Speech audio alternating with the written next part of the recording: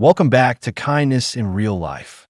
Today, we got a story that'll tug at your heartstrings and keep you on the edge of your seat. It's about a stranger's kindness in a storm that sparks an incredible journey, full of secrets, danger, and a family reborn from the ashes. If you love these real-life tales of compassion, smash that like button, 39 likes for this video, and support kindness in real life to keep spreading the good vibes. The rain lashed down on Manhattan's Upper West Side, a relentless gray veil smudging the city's edges. Streetlights flickered like drowning stars, their faint glow pooling on slick pavement as thunder growled in the distance. Gregory Marshall stood beneath the awning of a corner market, his broad frame hunched against the wind, his dark overcoat flapping restlessly. At 38, his fair skin carried the subtle scars of grief. Fine lines etched around his hazel eyes, his chestnut hair damp and tousled from the storm's grip. He clutched a paper bag stuffed with sodas and snacks, his chiseled jaw clenched, his gaze locked on the swirling chaos beyond. The market's neon sign buzzed overhead, its green light streaking his face with an eerie sheen. Gregory's breath clouded in the chill, his thoughts drifting to the mansion a mile away, a grand brick estate where his son Joe's 6th birthday party waited. Balloons, a clown, a table piled with cakes from his family's confectionery empire, all arranged for a boy who hadn't smiled in a year. Since Maryland, since the crash. Gregory's fingers dug into the bag, the paper crackling, his hazel eyes shadowing with memory. Her warm laugh, her gentle touch, the scream of tires on wet asphalt. He stepped into the deluge, rain soaking his coat, his polished loafers slapping through puddles. The wind roared, bending trees and rattling shop fronts, a tempest echoing the hollow ache in his chest. Joe's voice lingered in his mind, soft, fractured from that morning. I want Mom back. And friends. I don't want to be alone. Gregory's throat tightened, a bitter burn rising. He'd trade everything, his wealth, his business, to mend his son, to lift the gloom that had shrouded Joe since the accident stole Marilyn and bound his legs to a wheelchair. The market's porch loomed ahead, a drooping shelter where two figures huddled against the gale. Gregory paused, his broad shoulders stiffening as he studied them. A woman, slight and shivering, pressed her back to the wall, her pale skin glistening with rain beneath a thin jacket. She was young, perhaps 30, her blonde hair plastered under a sodden scarf, her blue eyes wide with fatigue. Beside her clung a little girl, no more than 3, her small frame quaking in a faded jacket and short boots, her dark hair matted, her brown eyes peering up through the torrent. Gregory's pace faltered, a pang slicing through him at the girl's trembling. Her shivers were a silent cry he couldn't shake. He fished a crisp $50 bill from his wallet and approached, his voice cutting low and steady through the rain's din. Hey, you too must be freezing. Take this, get something warm. You shouldn't be out in this. The woman's head jerked up, her blue eyes locking with his, gratitude glimmering beneath her weariness. Thank you, she said, her voice soft, edged with a faint quiver. We're not homeless, just stranded. I'm Cynthia. This is Kelly. We missed our bus out of the city. She accepted the bill, her thin fingers shaking, and tucked it away. Kelly pressed tighter to her side, her brown eyes flicking to Gregory, shy but curious. He nodded, his hazel eyes softening briefly. Gregory, he said, swiping rain from his brow. Buses are a wreck in this storm. Half the routes are canceled. How are you getting home? Cynthia's lips parted, her pale face tightening. We'll wait, she replied, her voice firming. I can see the stop from here. When it comes, we'll go. He sized her up, tidy despite the drenched clothes, her stance proud, her gaze unwavering. Not a drifter, just a mother trapped by the weather. Kelly shivered again, her small hands gripping Cynthia's leg, and something twisted in Gregory's gut. Joe's plea rang louder. Friends, and a wild idea flared, impulsive yet vivid. Look, he said, his tone shifting, resolute. It's my son's birthday today. Joe's 6. He's been lonely. Why don't you come? Kelly can play with him. You can warm up, eat something. I'll get you a taxi home after. Cynthia blinked, her blue eyes widening, a flash of wariness crossing her face. We don't know you, she said, her voice dropping, protective, drawing Kelly closer. Gregory's jaw tensed, but he managed a calm smile. Fair point. But it's pouring, and Joe'd love the company. Address is 1420 West Pine. Just enter 357 at the gate. My nanny, Melissa, will let you in. I'm picking up my parents, but I'll be there soon. No strings, just an offer. He shifted the bag in his arms, his hazel eyes steady on hers. He's a good kid. You be helping me out. Kelly tugged Cynthia's sleeve, her brown eyes lighting up. Can we, Mommy? I want to play. Her small voice pierced the wind, eager, unguarded. Cynthia wavered, her pale face softening as she glanced at her daughter. The rain slammed harder, the cold biting deeper, and her resistance faltered. Okay, she said at last, her blue eyes meeting Gregory's again. Thank you, Gregory. We'll come for a bit. He dipped his head, a spark of relief cracking his stern facade. See you there, he said, turning back into the storm. The wind shoved at him as he strode to his black SUV, its sleek body gleaming under the rain. He climbed in, the leather seats cold against his soaked coat, and fired the engine, its growl lost in the tempest. As he drove toward his parents' brownstone, Cynthia's blue eyes stuck with him, grateful, guarded, a riddle he hadn't meant to chase. At the mansion, the party buzzed with strained festivity. Melissa, a stout woman with warm brown eyes and graying hair, bustled about in a navy dress, tying balloons to Joe's wheelchair. The boy sat motionless, his small frame slumped, his fair skin pale against his dark curls. At 6, his green eyes, Marilyn's eyes, stared blankly at the decorated room, his thin face void of expression. The clown's red nose bobbed as he juggled, but Joe didn't stir, his hands idle in his lap. The gate buzzer rang, sharp and abrupt. Melissa frowned at the intercom, her brow creasing as a woman's voice broke through. It's Cynthia. Gregory sent us. Code's 357. Melissa pressed the button, the gate groaning open, and hurried to the entrance. Cynthia stepped in, her thin jacket dripping, Kelly gripping her hand. The girl's brown eyes widened at the balloons, a timid smile tugging her lips. Welcome, Melissa said, her voice kind but wary, guiding them inside. He called, said you'd be coming. Dry off, grab some cake.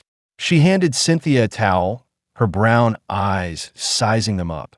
Neat but worn, strangers in the mansion's gloss. Cynthia nodded, her blue eyes sweeping the room, settling on Joe. He turned his head, his green eyes meeting Kelly's, a faint glimmer of interest piercing his stillness. Hi, Kelly said, her small voice bright, stepping forward. I'm Kelly. Want to play? Joe blinked, his thin face twitching, a whisper of life stirring. Okay, he murmured, his voice faint, rusty. Cynthia watched, her pale hands clutching the towel, her blue eyes softening as Kelly knelt by the wheelchair, chattering about the glowing ball she'd brought. A cheap trinket, snowflakes swirling inside. Outside, the rain raged on, a gray shroud cloaking the city. Gregory drove through it, his hazel eyes fixed on the road, his parents' voices a hum in the back. He didn't know it yet, but the strangers he'd welcomed carried shadows heavier than the storm. Secrets poised to crash into his life like the thunder rolling overhead, threatening the fragile world he'd stitched together for Joe. The Upper West Side mansion pulsed with the hum of festivity, its grand brick walls aglow under crystal chandeliers that spilled golden light across polished floors. The living room brimmed with color, red and blue balloons swaying from the ceiling. A long oak table laden with frosted cakes and glistening punch bowls, the air thick with the scent of sugar and vanilla. Rain battered the tall windows, a relentless drumbeat against the glass. But inside, the storm felt distant, muffled by the chatter of guests and the clown's exaggerated honks. Gregory Marshall pushed through the front door, his broad frame dripping from the downpour, his dark overcoat heavy with water. At 38, his fair skin glistened with rain, his chestnut hair plastered to his forehead, his hazel eyes scanning the room with a mix of relief and tension. He wore a rumpled gray sweater beneath the coat, his chiseled jaw tight as he shook off the cold. His parents trailed behind. Ashley, a wiry woman of 62 with pale skin and sharp gray eyes, her silver hair pinned in a tight bun, dressed in a burgundy coat, and Gerald, a stout man of 65, his tan skin weathered, his brown eyes warm, clad in a navy blazer. They carried gift bags, their voices a low murmur over the party's din. In the center of the room, Joe sat in his wheelchair, his small frame slumped beneath a blanket, his fair skin pale against his dark curls. At 6, his green eyes, Marilyn's eyes, flickered with a rare spark, his thin face softening as he leaned toward Kelly. The girl knelt beside him, her small body buzzing with energy, her tan skin flushed from play, her dark hair spilling loose from a thin hat. At 3, her brown eyes shone with delight, her faded jacket discarded on the floor, revealing a patched sweater. She held a glowing ball, snowflakes swirling inside under soft light. Her lips curved in a grin as she chattered. "See? It sings if you shake it." Joe tilted his head, his green eyes widening, a faint smile tugging his mouth. "Cool," he whispered, his voice fragile and used, his pale hands reaching for the ball. Kelly giggled, pressing it into his grasp, and the room seemed to brighten, the clown's antics fading to a blur as the children's world shrank to their quiet exchange. Cynthia stood at the table's edge, her slight frame rigid, her pale skin glowing faintly under the chandelier's light. At 30, her blonde hair hung damp beneath a scarf, her blue eyes darting between Joe and the lavish spread, cakes tiered with icing, trays of sandwiches, a chocolate fountain bubbling in the corner. She wore a thin jacket over a faded sweater, her thin face etched with unease, her lips pressed tight as she clapped softly at the clown's juggling. She looked out of place, a shadow among the silk dresses and tailored suits of Gregory's family friends, her gaze flickering with gratitude and caution. Gregory shed his coat, handing it to Melissa, who bustled over with a warm smile. The nanny, stout and graying, her brown eyes kind, wore a navy dress smudged with frosting, her round face beaming as she whispered, "They've been at it for an hour." "Joe's talking, Gregory." "Actually talking." He nodded, his hazel eyes softening, a weight lifting from his broad shoulders as he crossed the room. "Mom, Dad," he said, his voice low, steady, turning to Ashley and Gerald. "Meet Cynthia. Found her and her daughter Kelly by the market. Storm stranded them. Thought Joe could use a friend." He gestured to Cynthia, his chiseled jaw relaxing, his hazel eyes flicking to Joe and Kelly, now rolling the ball between them on the snow-white carpet. Ashley's gray eyes narrowed, her pale face tightening with disapproval, her lips pursing as she studied Cynthia's worn clothes. "Gregory," she said, her tone sharp, clipped, "you invited strangers off the street? To Joe's party?" She adjusted her coat, her silver hair glinting, her gaze cold as it lingered on Cynthia's scarf and scuffed boots. Gerald raised a hand, his thin skin creasing with a faint smile, his brown eyes gentle. "Ease up, Ash," he said, his voice gruff but warm. "Look at Joe, he's happy. That's what matters." He stepped forward, offering Cynthia a nod, his blazer rustling. "Nice to meet you. I'm Gerald. That's Ashley. Don't mind her. She's just protective." Cynthia's blue eyes flicked up, her pale face flushing, a nervous smile breaking through. "Thank you," she said, her voice soft, tinged with a tremor. "I'm Cynthia. This is Kelly. We didn't mean to intrude. Gregory was kind to invite us." She glanced at Joe, her thin hands twisting the towel Melissa had given her, her gaze softening as Kelly's laughter rang out. Gregory crouched by Joe, his broad frame casting a shadow over the carpet, his hazel eyes glowing with a rare warmth. "Hey, buddy," he said, his voice gentle, "having fun?" Joe nodded, his green eyes bright, his thin face alive as he clutched the ball. "Kelly's nice," he murmured, his voice stronger now, his pale hands trembling with excitement. Gregory ruffled his curls, his chiseled jaw softening, a lump rising in his throat. Ashley approached, her wiry frame stiff, her gray eyes hard as she handed Joe a gift bag. A remote-controlled car, its box gleaming. "Happy birthday, darling," she said, her tones softening for him, her pale face forcing a smile. Joe mumbled a thank you, his green eyes darting back to Kelly, the car forgotten as they resumed their game. Ashley's lips thinned, her gaze sliding to Cynthia, suspicion simmering beneath her composed mask. The clown honked his horn, drawing laughs from the adults, but Gregory's focus stayed on Joe, his son's faint smile a lifeline in the gloom that had swallowed them since Marilyn's death. He rose, his broad frame steadying, and joined Cynthia at the table. "They're getting along," he said, his voice low, his hazel eyes meeting her blue ones. "Thanks for coming. Joe's been a lost. This means a lot." Cynthia nodded, her pale face easing, her blue eyes warm but guarded. "Kelly's happy too," she said, her voice steadying. "She doesn't get to play much. Life's been tight. Your home's beautiful. All this," she gestured to the cakes, the chandeliers, her thin hand trembling slightly. "It's more than we're used to." Gregory's hazel eyes flickered, a pang of curiosity stirring.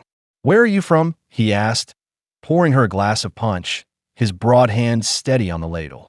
"Outside the city," she said, her blue eyes dropping to the glass, her pale face tightening. "A small town. We were visiting family, but the storm hit. Didn't expect to end up here." She took the punch, her thin fingers brushing his, her gaze lifting with a faint smile. Ashley watched from across the room, her gray eyes narrowing, her pale hands clutching her purse. She leaned to Gerald, her voice a hiss. "She's hiding something. I can feel it." Gregory's too trusting. "What if they're trouble?" Gerald sighed, his tan face creasing, his brown eyes on Joe's laughter. "Let it be Ash. He's a grown man." And Joe's smiling. "Haven't seen that in a year." The night deepened, rain slashing the windows, the party winding down.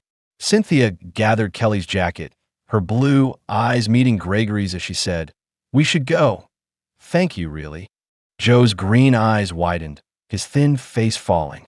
"Stay," he pleaded, his voice small but firm. "Please, Dad." Gregory hesitated, his hazel eyes flicking to Cynthia, then Joe. "It's late," he said, his voice soft, decisive. "Stay the night. Rain's too bad. Kelly can sleep with Joe. There's space. I'll set up a room for you." Cynthia's pale face softened, her blue eyes grateful, and she nodded. As the guests trickled out, the mansion quieted, the storm's roar a distant echo. Gregory watched Cynthia tuck Kelly in beside Joe, their small frames curled under blankets, the glowing ball between them. A flicker of something, hope, unease, stirred in his chest, his hazel eyes lingering on the strangers who'd slipped into his world, unaware of the shadows they carried. The Upper West Side mansion woke to a fragile stillness. The storm's fury faded to a soft drizzle that tapped against the tall windows. Dawn crept through the curtains, casting pale streaks across the hardwood floors of the children's room, where two small figures slept beneath a quilted blanket. The air carried the faint sweetness of leftover cake, mingling with the damp scent of rain-soaked earth drifting in from the garden. A glowing ball rested between the children, its snowflakes frozen mid-swirl, a silent sentinel in the quiet. Gregory Marshall stood in the doorway, his broad frame filling the space, his fair skin shadowed with stubble from sleepless night. At 38, his chestnut hair stuck up in messy tufts, his hazel eyes soft but weary as he watched his son. He wore a rumpled gray sweater and jeans, his chiseled jaw relaxed, a faint warmth curling in his chest. Joe lay curled on his side, his small frame peaceful, his fair skin flushed with sleep, his dark curls splayed across the pillow. At 6, his green eyes were hidden behind closed lids, his thin face serene, freer than it had been in months. Beside him, Kelly nestled close, her small body tucked under the blanket, her tan skin glowing faintly, her dark hair a tangled halo. At 3, Her brown eyes fluttered in dreams. Her lips parted in a soft breath. Downstairs, the kitchen gleamed with morning light, its marble counters bare save for a note scrawled in looping handwriting. "Thank you for everything. Kelly and I loved it. Cynthia." Gregory found it when he woke, his hazel eyes narrowing as he traced the words, a pang of disappointment tightening his jaw. They'd slipped out before dawn, leaving the mansion emptier than it should have felt. He brewed coffee, the rich aroma filling the silence, his broad hands steady on the pot as he replayed the night. Joe's laughter, Kelly's chatter, Cynthia's quiet gratitude. He'd barely slept, haunted by the flicker of life in Joe's green eyes, a spark he hadn't seen since Marilyn's death.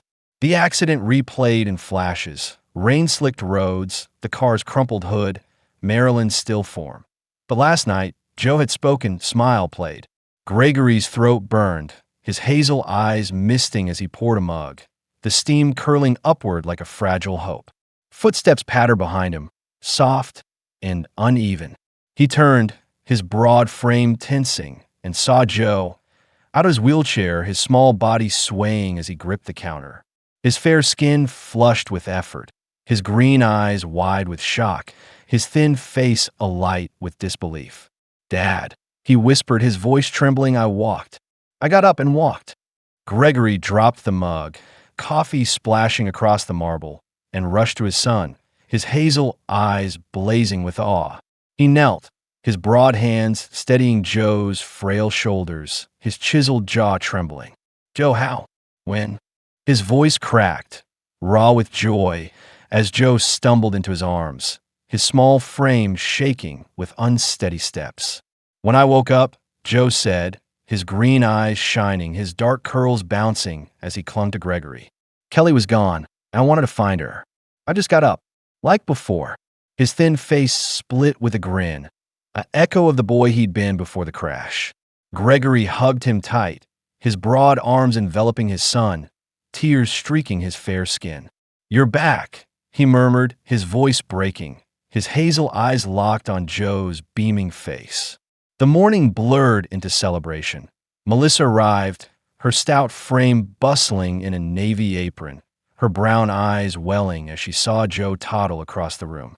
"A miracle," she gasped, her graying hair slipping from its bun, her round face glowing as she clapped her hands. Gregory laughed, a sound rusty from disuse, his broad frame lighter than it had been in a year. He lifted Joe, spinning him gently, the boy's green eyes sparkling, his small hands clutching his father's sweater. But the joy fractured that evening. The mansion's living room glowed with the TV's blue light, casting shadows across the plush sofa where Gregory sat, his broad frame slouched, his hazel eyes fixed on the screen. Joe played nearby, his small body sprawled on the carpet, his fair skin rosy as he rolled Kelly's glowing ball, humming softly. The news anchor's voice cut through, crisp and urgent. "A shocking tragedy tonight. Businessman Gerald Carver and his wife Kathy found dead in their penthouse. Suspected alcohol poisoning after a celebration. Their daughter, Kelly, age 3, is missing. Police are investigating all leads." A photo flashed. Kelly, her tan skin unmistakable, her dark hair framing her brown eyes, smiling in a frilly dress. Gregory froze, his hazel eyes widening, his chiseled jaw dropping as the mug slipped from his hand, shattering on the floor. "Kelly," he whispered, his voice hoarse, his broad hands gripping the sofa's edge. Joe looked up, his green eyes narrowing, his thin face tilting. "Dad, that's Kelly. Our Kelly. On TV." Gregory's fair skin paled, his breath catching as he scrambled for his phone, his hazel eyes darting to Joe. "Son," he said, his voice steadying, "have you been texting her? Cynthia? Tell me now." Joe hesitated, his small frame shrinking, then pulled out his phone, his green eyes guilty. "Yeah," he mumbled, handing it over. "She sent pictures. Said they're okay." The screen glowed with messages, Kelly's small hand waving, a sandbox in the background, a blurry house number, 17 Maple Lane. Gregory's broad fingers scrolled, his hazel eyes narrowing as he pieced it together. a small town an hour west. They're hiding, he muttered, his chiseled jaw tightening, his mind racing. Why run? Why Kelly? The news replayed. Missing, and a chill snaked down his spine, his fair skin prickling. Joe, he said, his voice low, firm, kneeling by his son. Did Cynthia say anything else? Anything weird? Joe shook his head, his green eyes wide, his thin face worried. Just that she misses me. And you. So they had to go fast. Gregory nodded, his hazel eyes darkening, a storm brewing behind them. He rose, his broad frame taut, and grabbed his coat, the dark fabric still damp from the night before. Melissa, he called, his voice sharp as the nanny bustled in, her brown eyes blinking. Stay with Joe. I'm going after them. She nodded, her stout frame steadying, her round face creasing with concern.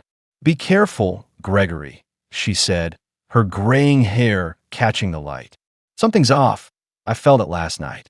He drove into the dusk, the black SUV slicing through wet streets, the drizzle smearing the windshield like tears. His broad hands gripped the wheel, his hazel eyes fixed ahead, his fair skin taut with resolve. The radio droned. Police searching, no suspects, but Gregory's mind churned with questions. Cynthia's blue eyes flashed in his memory, grateful, guarded, now shadowed with something deeper. Kelly's face on the news burned behind his lids, her brown eyes haunting him. The road stretched westward, the city's glow fading to rolling hills and quiet towns. Maple Lane loomed in his thoughts, a name, a clue, a thread to unravel. His chiseled jaw clenched, his hazel eyes narrowing as the miles ticked by. Joe's steps echoed in his heart, small, shaky, a miracle born from a stranger's kindness. But now that kindness twisted, tangled in a web he couldn't see, pulling him toward a truth he wasn't sure he wanted to face. Back at the mansion, Joe sat by the window, his small frame pressed to the glass, his green eyes tracing the rain.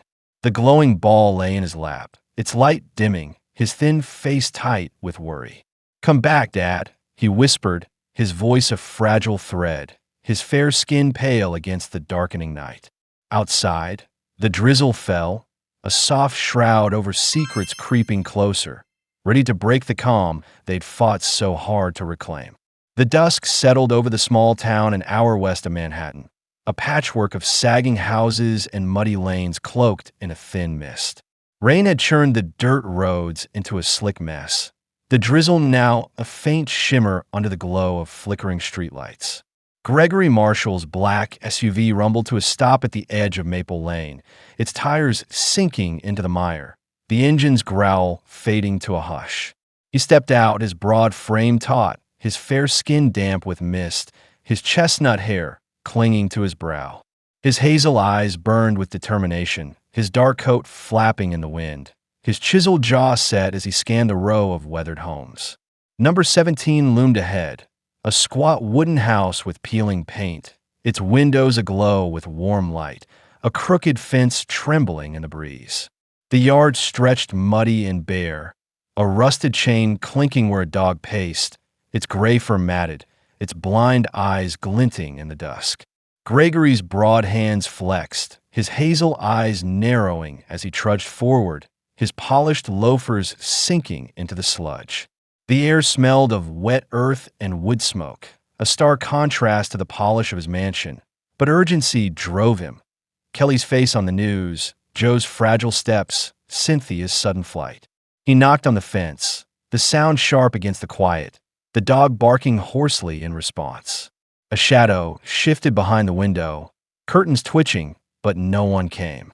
Gregory's jaw tightened, his hazel eyes flashing as he pounded harder, his broad fist rattling the wood.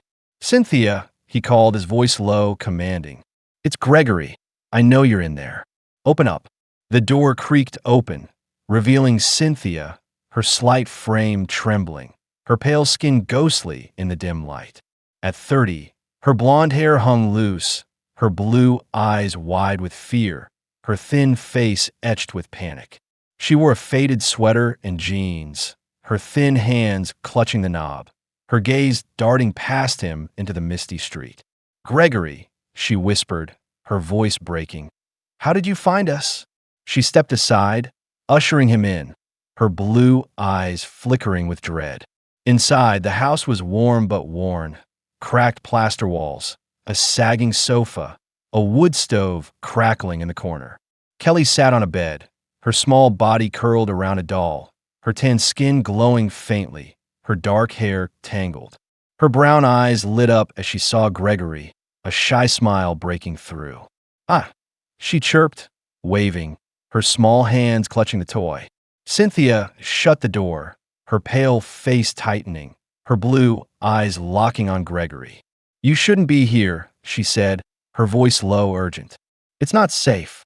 Gregory's broad frame filled the cramped room, his hazel eyes hard as he crossed his arms. "Not safe?" he snapped, his chiseled jaw clenching. "Kelly's on the news, missing. Her parents are dead. Poisoned. What the hell's going on, Cynthia? Why'd you run?" His fair skin flushed with anger, his voice rising, his gaze boring into her. Cynthia flinched, her blue eyes filling with tears, her thin hands trembling as she sank onto the sofa. "I didn't kill them," she said, her voice cracking, her pale face crumpling. "Kelly's mine, my daughter. I gave birth to her." She looked at Kelly, her blue eyes softening, then back to Gregory, her thin face raw with pain. "They pay me to be their surrogate, Gerald and Kathy Carver. I was their maid, desperate for money to save my mom. Cancer took her anyway.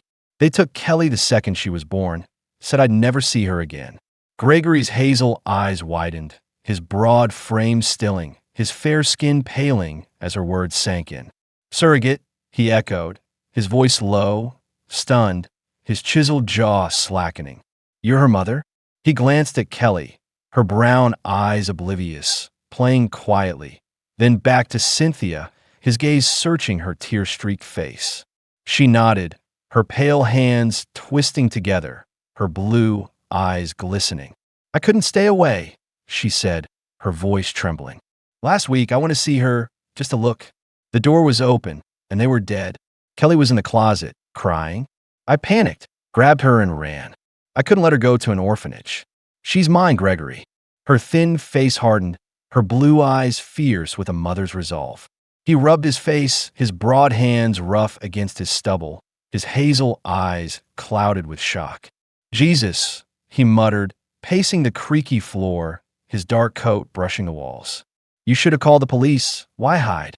His fair skin tightened, his voice sharp, but softer now, his gaze flickering with empathy. "They'd think I did it," Cynthia said, her blue eyes pleading, her pale face desperate. "I was there. My fingerprints are everywhere. I was scared." She hugged herself, her thin frame shaking, her gaze dropping to the floor. Gregory stopped, his broad frame looming, his hazel eyes softening as he looked at her. Broken, fierce, a mother fighting for her child. "Okay," he said, his voice steadying, his chiseled jaw firming. "We'll figure this out. I'll help you." A crash shattered the quiet, glass exploding inward as a stone smashed through the window, shards glittering across the floor. Cynthia screamed, her blue eyes wide with terror, her pale face draining of color. Two men burst in, their wiry frames cloaked in dark jackets, their faces shadowed with menace. The first, Roger, lean and sallow-skinned, his black eyes glinting, snarled, "There she is. Grab the kid alive." The second, Bruce, burly and scarred, his gray eyes cold, lunged forward, his meaty hands outstretched. Gregory reacted, his broad frame surging between them, his hazel eyes blazing. "Back off!" he roared, his chiseled jaw tight, his fair skin flushed with fury. He swung, his broad fist cracking Roger's jaw, sending him stumbling, but Bruce charged, a knife flashing in his grip. "Stay out of it," Bruce growled, his gray eyes wild, slashing at Gregory's arm. Pain seared through him, blood soaking his sleeve, but he grappled back, his broad hands shoving Bruce against the wall. Cynthia scooped Kelly, her thin frame trembling, her blue eyes frantic as she bolted for the door. "Cooper!" she yelled, her voice piercing, kicking it open. The old dog lunged from the yard, his gray fur bristling, his blind eyes fierce as he sank teeth into Bruce's leg, snarling. Kelly clung to Cynthia, her brown eyes wide, her small body shaking as she cried, "Mommy!" Roger recovered, his black eyes narrowing, his sallow face twisted with rage.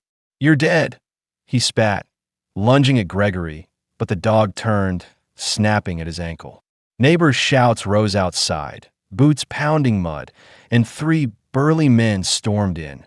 Townsfolk, their tanned faces grim, fists ready. "Get out," one bellowed, tackling Roger, the room erupting in chaos. Sirens wailed, red and blue lights flashing through the broken window as police swarmed the house. Gregory staggered, his broad frame sagging, his fair skin slick with sweat and blood, his hazel eyes locked on Cynthia. She clutched Kelly, her blue eyes streaming, her pale face a mask of fear and relief. The cops cuffed Roger and Bruce, their wiry frames thrashing, while an officer, a stocky man with brown eyes, approached. "You're all coming with us," he said, his voice firm, his tanned face stern. Gregory nodded, his chiseled jaw tight, his hazel eyes fierce as he pressed his coat to his wound. "She's innocent," he rasped, his broad hand gesturing to Cynthia. "I'll explain." Kelly sobbed, her brown eyes pleading, her small hands reaching for Cynthia as an officer pried her away. "No!" Cynthia cried, her blue eyes breaking, her thin face collapsing as they were led apart. The night swallowed them, Gregory to the hospital, Cynthia to a cell, Kelly to a shelter. The house stood silent, glass crunching underfoot, the dog whimpering in the yard. Truth had spilled, raw and jagged, but the storm was far from over, its shadows stretching toward the fragile light they'd glimpsed. The hospital room hummed with a sterile hush, its white walls awash in the stark glow of fluorescent lights.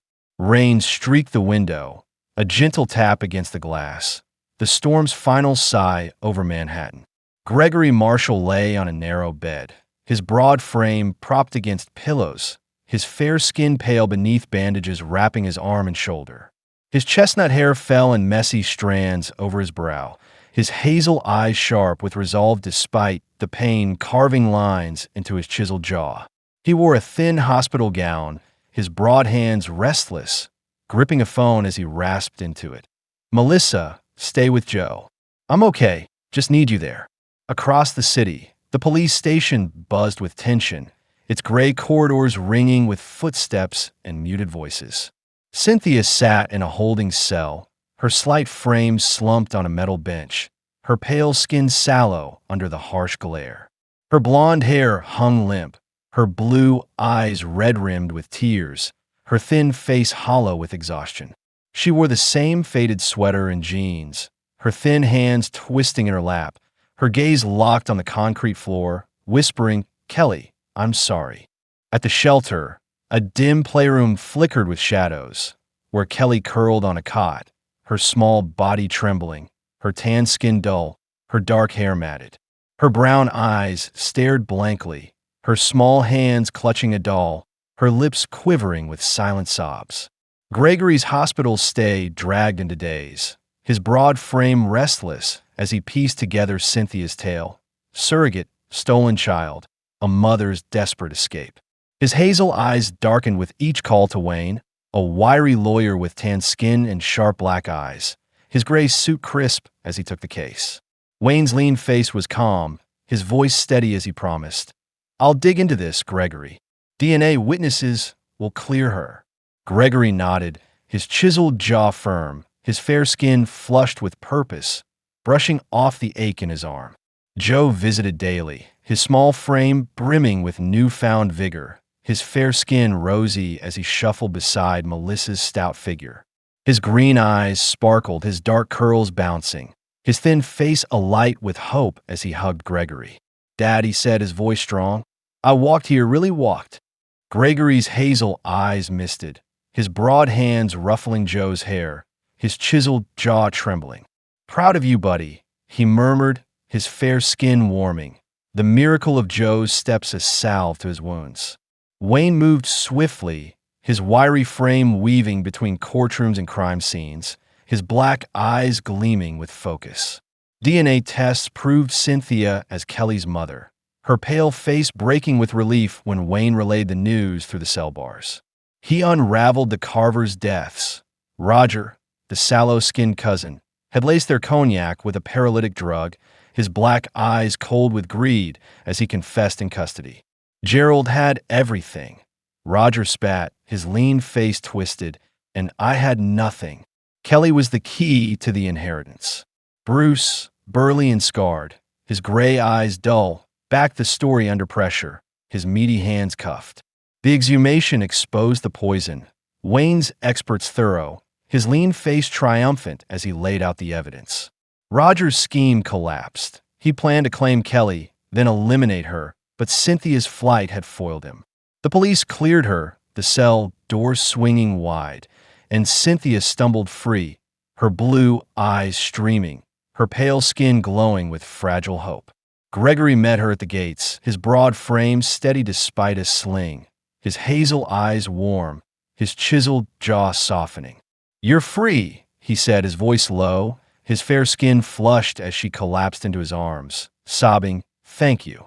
They drove to the shelter, the black SUV slicing through city streets, the rain now a memory beneath a clearing sky. Kelly raced to Cynthia, her small body leaping in her mother's thin arms, her tan skin brightening, her brown eyes shining as she cried, "Mommy." Cynthia held her tight, her blue eyes radiant, her pale face alive with love, her thin hands stroking Kelly's dark hair. Gregory watched, his hazel eyes glistening, his broad frame still as Joe shuffled over, his green eyes wide, his small hands tugging Kelly's sleeve. "You're back," he grinned, his thin face beaming. The mansion embraced them home, its brick walls aglow under a golden dusk, the living room warm with the scent of baking bread. Cynthia settled in, her slight frame softer in a borrowed cream dress, her pale skin luminous, her blue eyes peaceful as she laughed with the children. Kelly and Joe darted across the carpet, their small frames weaving around furniture, their laughter a song, her brown eyes dancing, his green eyes bright. Gregory joined them, his broad frame crouching, his hazel eyes glowing, his chiseled jaw relaxed as he tossed a ball, the glowing trinket forgotten on a shelf. Weeks melted into months, Wayne finalizing papers, Kelly, heir to the Carvers' fortune, her assets managed by Cynthia, her biological mother. The poor girl turned heiress, her small hands clutching crayons as she drew with Joe, her tan skin warm under the mansion's lights. Gregory's parents warmed, Ashley's wiry frame hesitant, her gray eyes cautious but easing, her pale skin creasing with a reluctant smile. Gerald's stout figure hardy, his brown eyes kind, his tan skin crinkling as he hugged Kelly, "She's a Spitfire." One evening, the mansion stilled under a starry sky, the children asleep in their room, their small frames tangled in blankets. Gregory found Cynthia in the kitchen, her slight frame leaning against the counter, her pale skin soft in the dim light, her blue eyes distant. "I dreamed they took her again," she said, her voice trembling, her thin face shadowed. He stepped closer, his broad frame steady, his hazel eyes tender, his fair skin warm as he cupped her face. "They won't," he whispered, his chiseled jaw firm, his broad hands gentle. "You're home, both of you." She looked up, her blue eyes meeting his, a spark flaring, and he kissed her, slow, deep, a silent vow. Her thin hands slid to his chest, her pale face flushing, her lips yielding as she whispered, "You saved us." Gregory smiled, his hazel eyes shining, his broad frame enveloping her. "You saved me too," he said, his voice rough, his fair skin glowing. "Joe's walking, because of you, Kelly." This time flowed forward. A year later, the mansion sang with wedding bells, its garden blooming with roses under a summer sun. Cynthia stood radiant in lace, her pale skin luminous, her blue eyes locked on Gregory, her thin face alight with love. He wore a gray suit, his broad frame proud, his hazel eyes glistening, his chiseled jaw soft as he vowed, "Forever."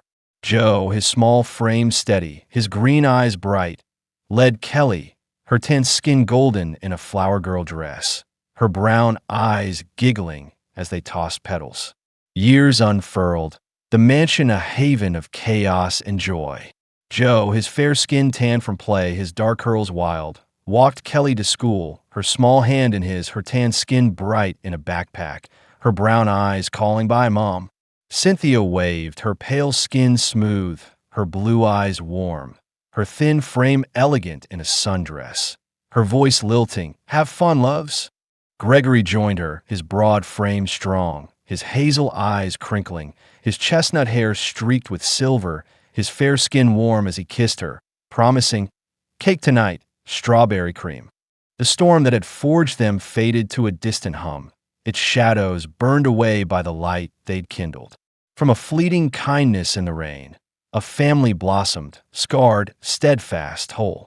The mansion stood firm, its brick walls a monument to love unscripted, its windows framing a skyline that shimmered, not with wealth, but with the quiet victory of hearts entwined. The Upper West Side mansion basked in the golden haze of a summer afternoon, its brick walls softened by climbing ivy that shimmered in the warm breeze. The garden sprawled behind the house, a riot of color, roses bursting in crimson and blush, their petals carpeting the grass, mingling with the sweet scent of honeysuckle drifting on the air. White chairs lined a winding aisle, their cushions fluttering as guests settled, their murmurs blending with the hum of bees and the distant trill of a violin. A wooden arch stood at the aisle's end, draped in lace and blooms, its shadow swaying gently over the emerald lawn. Gregory Marshall stood beneath the arch, his broad frame steady, his fair skin glowing with a faint flush under the sun's kiss. His chestnut hair gleamed with streaks of silver, swept back neatly, his hazel eyes bright with a quiet joy that softened his chiseled jaw. He wore a tailored gray suit, the fabric hugging his broad shoulders, a single rose pinned to his lapel, its red petals stark against the muted cloth. His broad hands clasped behind him, his gaze fixed down the aisle, a smile tugging his lips, nervous, tender, alive. Cynthia emerged from the mansion's glass doors, her slight frame of vision and lace, the gown flowing like a whisper over her pale skin. Her blonde hair cascaded in loose waves, crowned with a wreath of tiny roses, her blue eyes shimmering with unshed tears, her thin face radiant with love. The dress clung softly to her form, its train trailing petals as she stepped forward, her thin hands clutching a bouquet of white blooms, her gaze locked on Gregory.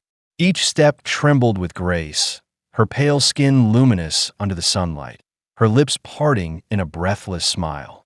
Joe led the way, his small frame proud as he walked beside Kelly, his fair skin tan from summer play, his dark curls bouncing with each step. His green eyes sparkled with mischief, his thin face beaming as he wore a miniature gray suit, a boutonniere pinned crookedly to his chest. He gripped Kelly's hand, guiding her down the aisle, his small hands steady, his gaze flicking to Gregory with a grin. Kelly followed, her small body aglow in a flower girl dress, its golden fabric shimmering, her tan skin warm against the delicate lace. Her dark hair bounced in loose curls, her brown eyes wide with delight as she scattered rose petals, her small hands tossing them high, her giggles ringing like bells. The guests turned, their faces a gallery of smiles. Melissa, stout and teary, her brown eyes glistening, her graying hair tucked under a wide hat, her navy dress fluttering. Ashley, wiry and composed, her gray eyes softening, her pale skin creased with a reluctant warmth, her burgundy dress elegant. Gerald, stout and hearty, his brown eyes twinkling, his tan skin crinkling as he clapped Gregory's shoulder, his navy blazer crisp. The violin swelled, its notes weaving through the garden, a melody of hope and renewal. Gregory's hazel eyes met Cynthia's as she reached him, his broad frame stilling, his fair skin flushing deeper, his chiseled jaw trembling with emotion. He took her thin hands, his broad fingers gentle against her pale skin, his gaze never wavering. "You're beautiful," he whispered, his voice low, rough with feeling, his hazel eyes glistening. Cynthia's blue eyes sparkled, her thin face tilting up, her lips quivering. "You're my everything," she murmured, her pale skin glowing, her thin hands squeezing his. The officiant, a lean man with tan skin and warm black eyes, stepped forward, his white robe rustling, his lean face kind as he began, "We gather to unite two souls forged through storm and light." His voice carried over the garden, steady and clear, the roses nodding in the breeze. Gregory's broad frame straightened, his hazel eyes locked on Cynthia, his fair skin alight with a vow unspoken. She stood firm, her slight frame unwavering, her blue eyes tracing his face, her thin face serene with trust. Joe and Kelly stood close, their small frames fidgeting, petals clinging to Kelly's dress, her brown eyes darting to the crowd, her tan skin flushed with excitement. Joe nudged her, his green eyes teasing, his thin face smirking as he whispered, "Stop wiggling." She stuck out her tongue, her small hands clutching the empty basket, her dark hair swaying as she giggled. The guests chuckled, a ripple of warmth breaking the solemnity, Melissa dabbing her eyes, her stout frame shaking with quiet laughter. The vows came, Gregory's voice steady, deep, cutting through the garden's hum. "Cynthia," he said, his hazel eyes fierce, his chiseled jaw firm, "you walked into my life in the rain, brought light to my shadows. You gave Joe his legs, me my heart. I promise to stand by you, through storms, through sun, forever." His broad hands tightened on hers, his fair skin warm, his gaze unwavering. Cynthia's blue eyes welled, her pale skin trembling, her thin face breaking with a smile. "Gregory," she said, her voice soft, clear, "you saw me when I was lost, fought for me when I couldn't. You're my home, my strength. I promise to love you always." Her thin hands shook, her blue eyes shining, her bouquet trembling against her chest. The officiant nodded, his black eyes warm, his lean face beaming. "Rings," he said, and Joe stepped up, his small frame proud, his green eyes glinting as he handed over a velvet box, his fair skin flushed with importance. Gregory slid a gold band onto Cynthia's finger, his broad hand steady, his hazel eyes tender. She mirrored him, her thin hands slipping a ring onto his, her pale skin brushing his fair knuckles, her blue eyes locked with his. "With these rings," the officiant intoned, "you are bound, husband and wife." The garden erupted, cheers, claps, the violins soaring as Gregory pulled Cynthia close, his broad frame enveloping her slight one, his hazel eyes closing as he kissed her, deep and sure. Her blue eyes fluttered shut, her pale skin flushing, her thin hands clutching his suit, her lips yielding to his warmth. Joe hooped, his small frame jumping, his green eyes wild, while Kelly clapped, her brown eyes dancing, her tan skin aglow as petals rained from her basket. The reception spilled across the lawn, tables draped in white groaning with cakes, strawberry cream, chocolate tears, vanilla swirls from Gregory's factory. Guests mingled, their laughter rising with the clink of glasses, the sun dipping low, painting the roses in amber hues. Ashley approached, her wiry frame softer, her gray eyes gentle, her pale skin creasing as she hugged Cynthia.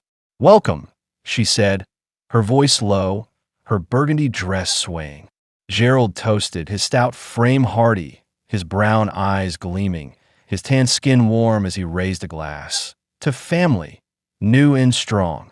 Night fell, stars prickling the sky, the garden aglow with lanterns casting golden pools over the grass.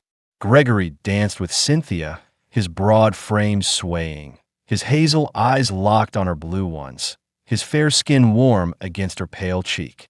She pressed close, her slight frame light in his arms, her thin face serene, her blonde hair catching the light.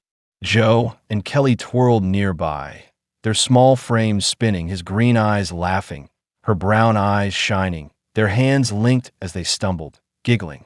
The music faded, the guests drifting away, leaving the mansion quiet under a velvet sky. Gregory stood with Cynthia on the porch, his broad frame steady, his hazel eyes tracing the stars, his chiseled jaw soft. "We made it," he said, his voice low, his fair skin glowing as he pulled her close. Her blue eyes met his, her pale skin luminous, her thin face peaceful. "Together," she whispered, her thin hands resting on his chest, her smile a promise. Behind them, the garden slept, roses folding into the night, the arch standing sentinel over a love born from rain, forged in fire and sealed in bloom. The mansion loomed, its brick walls a haven, its windows framing a family woven tight, a tapestry of scars and light, unbreakable under the summer stars. The mansion stood quiet beneath a starlit sky, its brick walls sheltering a family born from rain and redemption. Gregory's broad frame leaned against Cynthia's slight one, their hands linked, his hazel eyes warm, her blue ones calm. Inside, Joe and Kelly slept, their small forms entwined in dreams, his green eyes shut in peace, her brown ones veiled in joy. The garden's roses rustled in the breeze, petals strewn like echoes of a faded storm. From a single act of kindness, 357 tapped in the rain. An unshakable love blossomed, mending wounds with every step, every laugh. Life can spark from the smallest moments, a hand offered in the downpour, a heart opened amid shadows. Don't hesitate to give kindness, for even in loss, love and hope will find a way to bloom.